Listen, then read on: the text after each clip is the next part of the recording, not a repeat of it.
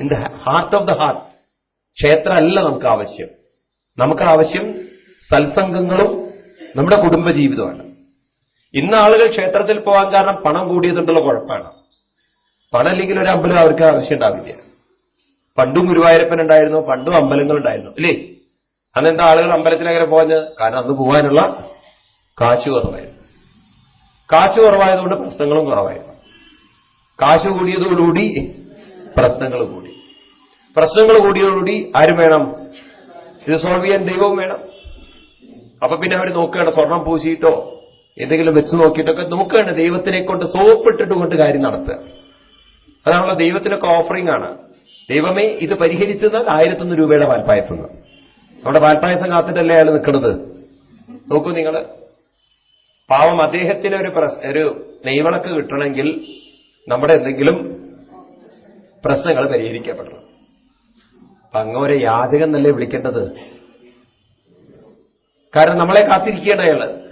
നമ്മുടെ ഒരു പ്രശ്നം പരിഹരിച്ചിട്ടേ അയാൾക്ക് വല്ലതും കിട്ടുള്ളൂ എങ്കിൽ he is not better than അസ്ലി. ആരാ ഹേമൻ? ആരാ ഹേമൻ? നിങ്ങളുടെ ഒരു പ്രശ്നം പരിഹരിച്ചാൽ അയാൾക്ക് 1000 രൂപ തരുന്നുണ്ടെങ്കിൽ ആരാ ഹേമൻ? കൊടുക്കണം നമ്മളല്ലേ ഹേമൻ? ചിന്തിക്കൂ നിങ്ങൾ, ദൈവത്തിനേക്കാളും നമ്മൾ ഹേമന്മാരാവില്ലേ? ഇങ്ങനെ നമ്മൾ ദൈവത്തിനെ തന്നെ താഴ്ത്തി വെച്ചു. അത് ചില ക്ഷേത്രങ്ങളാണ് തുറന്ന് എഴുതും ചെയ്യും, ഇന്ന പ്രശ്നത്തിന് ഇന്ന പരിഹാരം ഇവിടെ തരാമെന്ന്. മിക്കവാറും 3 പ്രശ്നങ്ങളേ ഉള്ളൂ ആൾക്കാർക്ക്. 1 ശാരീരികമായ പ്രശ്നം, 2 കുടുംബ പ്രശ്നം, 3 ശത്രുക്കൾ കാരണമുള്ള പ്രശ്നം. അതുകൊണ്ട് മിക്കവാറും ക്ഷേത്രങ്ങളിൽ ശത്രു സംഹാര പൂജ കാര്യമായിട്ടുണ്ടാവും.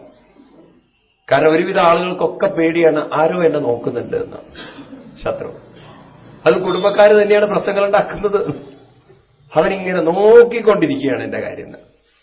കൊടുത്തൊരു മുട്ട്, ശത്രു സംഹാര മുട്ട്. ആരെയാ മുട്ടിക്കുന്നത്? എന്നെ നോക്കുന്ന ശത്രുക്കളൊക്കെ ഈ മുട്ടോടുകൂടി. എന്താ ആളുകളുടെ മനസ്സ് നോക്കൂ നിങ്ങൾ.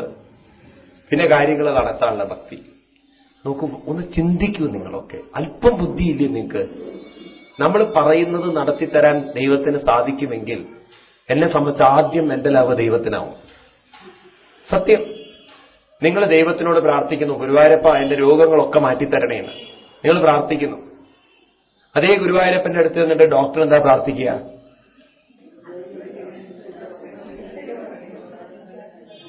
ഭഗവാനെ പ്രാക്ടീസൊക്കെ ലേശം കുറവാണ്, ആളുകൾക്കെല്ലാം ധാരാളം അല്ലേ? ഒരു ഡോക്ടർ വന്നിട്ട് ഗുരുവായൂരപ്പനോട് പ്രാർത്ഥിക്കുക, ഗുരുവായൂരപ്പ പ്രാക്ടീസ് മോശമാണെന്ന് പറഞ്ഞാൽ ഗുരുവായൂരപ്പന് മനസ്സിലായി അയാൾക്ക് വേണ്ടത്ര പേഷ്യന്റിനെ കിട്ടില്ല. അപ്പൊ ഗുരുവായൂരപ്പന് ഏതാ കേൾക്കതില്? രോഗം മാറ്റണേന്ന് പ്രാർത്ഥിച്ചാൽ ഡോക്ടറെ പണക്കേണ്ടി വരും. ഡോക്ടർ പറയുന്നത് പ്രാർത്ഥിച്ചാൽ ഈ ഭക്തനെ. ഗുരുവായൂരപ്പൻ തൽക്കാലം എന്താ വിചാരിക്കുക? 2 നടക്കല്ലേ എന്ന്. നോക്കൂ നിങ്ങൾ, ദൈവവുമായിട്ട് നമ്മൾ കർമ്മത്തെ ബന്ധിക്കുകയാണ്. ദൈവത്തെ കർമ്മവുമായി ബന്ധിക്കരുത്. അത് വിവേകമില്ലായ്മയാണ്. നിങ്ങൾക്ക് രോഗം വരുന്നതിന് കാരണം ദൈവമല്ല, നിങ്ങളുടെ മനസ്സിനെ നിങ്ങൾ വീക്കാക്കിയിരിക്കുകയാണ്. ഇനി നിങ്ങളുടെ മനസ്സിനെ നിങ്ങൾ ഉയർത്താത്തോടത്തോളം കാലം ഒരു ദൈവത്തിനും നിങ്ങളുടെ രോഗം മാറ്റാൻ സാധ്യമല്ല. മനസ്സിലായില്ലേ? അർജുനനെ തളർത്തിയത് കൃഷ്ണനല്ല, അർജുനനെ തളർത്തിയത് അർജുനൻ തന്നെയാണ്. ഇനി അർജുനനെ ഉയർത്താൻ കൃഷ്ണന് സാധ്യമല്ല, അർജുനനെ ഉയർത്തേണ്ടതും അർജുനൻ തന്നെയാണ്. അല്ലെങ്കിൽ ഗീതയിൽ ഭഗവാൻ പറയോ, ഉദ്ധരേതാത്മനാത്മാനം നാത്മാനമവസാദയേ ആത്മൈവഖ്യാത്മനോ ബന്ധു ആത്മൈവരിപുരാത്മന. ഉദ്ധരേത് ഉയർത്തണം. ആരുയർത്തണം? ആത്മന ആത്മാനം ഉദ്ധരേത് എന്ന് വെച്ചാൽ എന്താണ്? ദേവേന്ദ്രൻ വന്ന് നമ്മൾ ഉയർത്തുന്നതാണോ മീനിങ്? അയാൾക്കതല്ലേ പണി, നമ്മൾ ഉയർത്തല്. ആത്മന ആത്മാനം ഉദ്ധരേത്, നമ്മളെ അവനവൻ തന്നെ. അപ്പൊ പിന്നെ എന്തിനാ നമ്മൾ അമ്പലത്തിൽ പോകുന്നത്? അമ്പലത്തിൽ പോകുന്നത് പ്രാർത്ഥിക്കാനാണോ?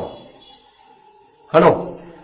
അതൊക്കെ നമ്മൾ മാറും. നിങ്ങൾ അമ്പലത്തിൽ പോകുന്നത് പ്രാർത്ഥിക്കാനല്ല, അമ്പലത്തിൽ പോകുന്നത് നമ്മുടെ മനസ്സിനെ ഉയർത്തണം. എന്തിലേക്കാണ് ഉയർത്തേണ്ടത്? കൂടെ എപ്പോഴും ഭഗവാനുണ്ട് എന്നുള്ള ബോധത്തിലേക്ക്. ഭഗവാൻ കൂടെയുണ്ട് എന്ന ബോധമുള്ള ഒരാൾക്ക്, ആ ബുദ്ധി ഉറച്ച ഒരാൾക്ക് മനസ്സ് തളരുമ്പോഴൊക്കെ പതറേണ്ടതില്ല. കൂടെ ഭഗവാനുണ്ടെന്ന ബോധം കൊണ്ടുവന്ന് മനസ്സിനെ വീണ്ടും വീണ്ടും ബാലൻസ് ചെയ്യാൻ സാധിക്കും. ഒരറിവ് കൊണ്ട് വേണം മറ്റൊരറിവിനെ നമ്മൾ ശരിയാക്കിയെടുക്കാൻ. നിങ്ങളുടെ വീട്ടിൽ കറണ്ട് പോകുന്ന സമയത്ത് ചെറിയ കുട്ടിയുണ്ടെങ്കിൽ അത് അവനിരിക്കുന്ന മുറിയിലിരുന്ന് കരയാണ്. കറണ്ട് പോയ സമയത്ത് അമ്മാന്ന് പറഞ്ഞ് കരയുന്ന സമയത്ത് നിങ്ങൾ അടുക്കളയിൽ നിന്ന് വിളിച്ചു പറയാണ്, പേടിക്കണ്ട, ഞാൻ അടുക്കളയിൽ ഇവിടെ ഉണ്ട്. അപ്പൊ അമ്മ അവിടെ ഉണ്ടോ എന്നുള്ള കാര്യത്തിൽ സംശയം വന്ന അമ്മ ഇല്ല എന്നുള്ള തോന്നലിൽ കരഞ്ഞവന് അമ്മയുണ്ട് എന്നുള്ള അറിവ് കിട്ടുമ്പോ കരച്ചിൽ പോകുന്നു. ഒരു ചിന്തയെ മാറ്റാൻ വേറൊരു ചിന്തയാണ്. ഇതുപോലെ നമ്മുടെ മനസ്സിൽ എന്തോ ഒരു അനുഭവം വന്ന സമയത്ത് എനിക്കിത് നേരിടാൻ പറ്റുമോ, ഇങ്ങനെ ഒരു വിഷമം എനിക്ക് വന്നല്ലോ എന്ന് പറയുമ്പോ ബുദ്ധി പറയാണ് തളരേണ്ടതില്ല, കൂടെ എപ്പോഴും ഭഗവാനുണ്ട്. അപ്പൊ നമ്മുടെ മനസ്സിനെ വീണ്ടും നമുക്ക് എന്ത് ചെയ്യാൻ പറ്റും, ഉയർത്താൻ സാധിക്കും. മനസ്സിലാവുന്നുണ്ടല്ലോ? നിഷ്കമ്പേ, നമ്മൾ എത്തിച്ചേരേണ്ട ഒരു തലം നിഷ്കമ്പമാണ്. നിഷ്കമ്പൻ എന്ന് പറഞ്ഞാൽ അർത്ഥം പരാതിയില്ലാത്ത, ക്ഷമിക്കാൻ സാധിക്കുന്ന, മറ്റുള്ളവർക്ക് സമാധാനം കൊടുക്കാൻ പറ്റുന്ന ഒരു മനസ്സ് നമ്മൾ മരിക്കുന്നതിന് മുമ്പ് നേടിയെടുക്കും. പ്രായം കൂടുന്തോറും കംപ്ലൈന്റ്ലെസ് ആയിരിക്കണം. എന്തും സന്തോഷത്തോടെ സ്വീകരിക്കാൻ സാധിക്കണം.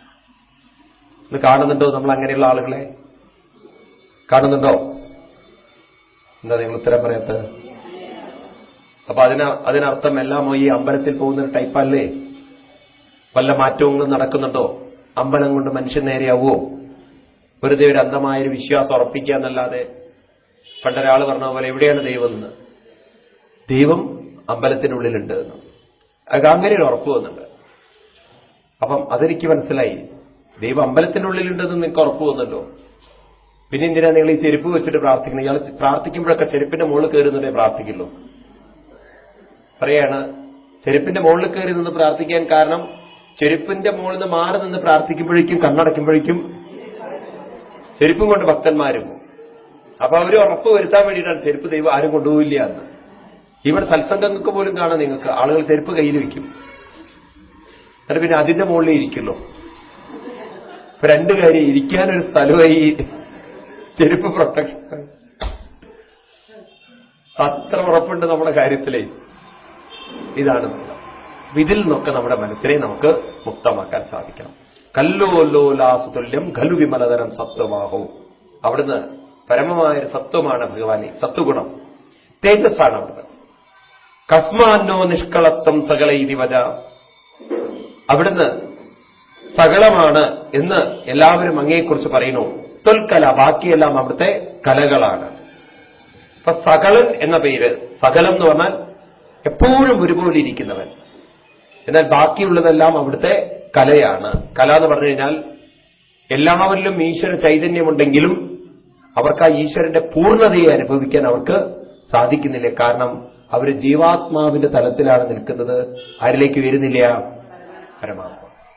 അപ്പൊ നിങ്ങൾ പരമാത്മാവിന്റെ തലത്തിലേക്ക് വരിക എന്ന് പറഞ്ഞാൽ ബുദ്ധിപരമായി നിങ്ങൾ ജീവിതത്തെ കാണാൻ തുടങ്ങുമ്പോൾ നിങ്ങളിൽ നിറഞ്ഞിരിക്കുന്ന സകലം എല്ലാം ആരായിട്ട് തോന്നും? എപ്പോഴും ആരുള്ളതുപോലെ തോന്നും? ഈശ്വരനുള്ളതുപോലെ തോന്നും.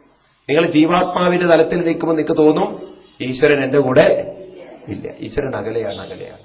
അപ്പൊ നമ്മൾ ഇതിൽ നിന്ന് മാറ്റം വരുത്തണം. എന്നിട്ടോ അടുത്ത ശ്ലോകത്തിൽ പറയുന്നു, നിർവ്യാപാരോപി നിഷ്കാരണമജപജസേ യക്രിയാമിച്ഛണാക്യാം തേനേവോദേതിലീന പ്രകൃതിരസതി കൽപ്പാപി കൽപ്പാദികാലേ തസ്യാ സംശുദ്ധമംശം കമവിതമതിരോദായകം സത്വരൂപം സത്വം ധൃത്വാ ദദാസി സമിഹം മഹിമ വിഭവാകുണ്ഡ വൈകുണ്ഠരൂപം.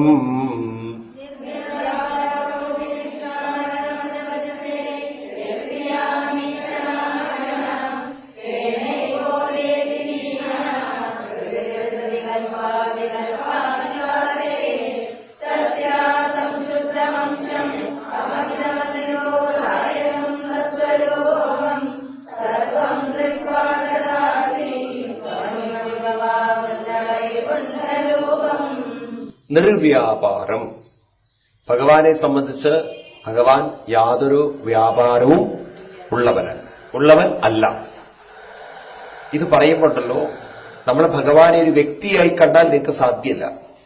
ഭഗവാൻ എന്ന് പറയുന്നത് സർവത്ര നിറഞ്ഞിരിക്കുന്ന ഒരാളാണെങ്കിൽ ഭഗവാനെ പ്രത്യേകിച്ച് യാതൊരു വ്യാപാരവും ചെയ്യേണ്ട ആവശ്യമില്ല.